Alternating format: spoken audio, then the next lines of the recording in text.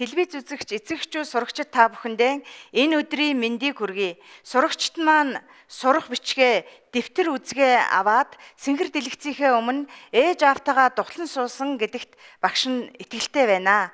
5 дугаар ангийнхан маань ямар ч үйл ажиллагаанд зохион байгуулагдаж хэвшсэн учраас аль хэдийн бэлэн болцгоосоо гэж ойлгож байна. За, зүйр үгийг эвлүүлж ажиллацгаая.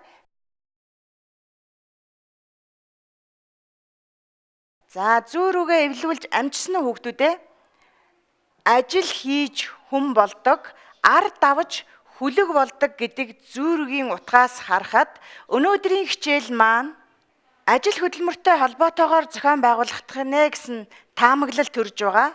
Тэгэхээр хүүхдүүдээ ажилч хичээнгүй болцгоё гэсэн сэдвийн дор гэр орныхаа ажилд чадах чинээгээрээ туслах ёстойг ухаарч ойлгох зорилготойгоор хамтран ажиллацгаая. За, сурагч бадрахыг ажиглаарай хүүхдүүдээ. Бадрах ямар зан чанартай гэж та нар бодож байна? Хамтран дүгнцгээе. Бадрах итвэхгүй, санаачлаггүй, залхуу гэж найзууд нь үнэлсэн байх юм. Бидний үеийнхэн дотор ийм хүүхдүүд байдгүй. Тэгвэл хэдүүлээ сайн зан чанарын эзэн болоход нь туслаж хамтарч ажиллацгаая. Сурах хүчгийнхээ 27 дугаар хуудаснаас ааруул сэдвийг уншаад багштайгаа хамтарч ажиллаарай. Бадрах ямар ажлыг хийсэн бэ? Бадрах аргал оруулсан, ус авсан, хургаа харсан. Бадрахын эзэн ааруул яагаад амттай байсан бэ? Өөрөө хөдөлмөрсөн учраас, чин сэтгэлээсээ хандсан учраас ааруул амттай байсан төдийгүй бадрах маань өөрчлөгдөж чадсан байна. Бадрах гэр орны ажилд туслах нь зөв гэж бодож олохдоо ажилч хичээнгүй болохын тулд загнуулсны дараа ажил хийх нь тохиромжгүй.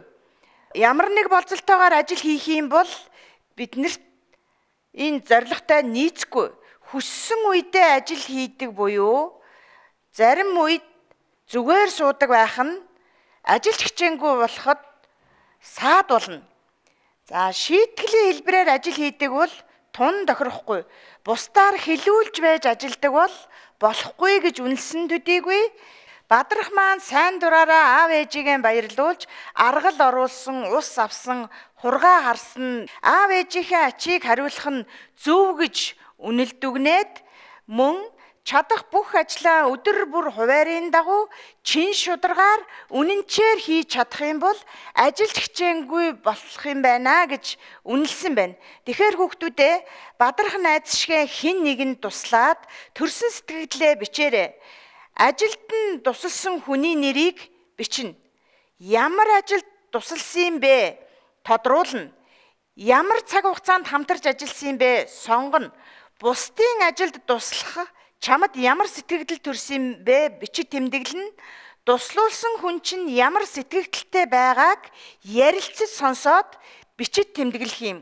Иргэний ёс зүйн боловсрал хичээл маань сайн зан чанарыг эзэмшүүлэх, зөв дадлыг хэвшүүлэх үүрэгтэй хичээл учраас манай эцэгчүүд өнөөдрийн хичээлээс гэр орныхаа ажилд туслах нь маш чухал.